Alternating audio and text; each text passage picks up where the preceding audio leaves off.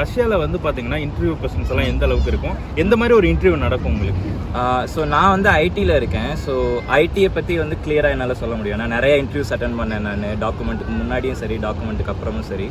So இந்தியாவில் வந்து பார்த்தீங்கன்னா உங்களுக்கு வந்து ஒரு ரெஸ்யூமே கொடுக்கணும், ஒரு கவர் லெட்டர் கொடுக்கணும், மேக்ஸிமம் அந்த மாதிரி இருக்கும்.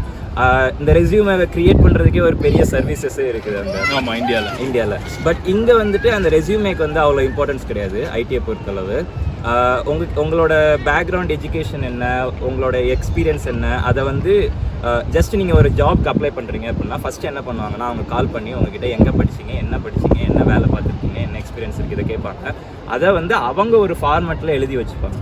ஸோ அதை தான் வந்து அவங்க ரெஃபர் பண்ணுவாங்களே தவிர உங்கள் ரெஸ்யூமே வந்து அவங்க பார்க்கவே மாட்டாங்க. ஓகே.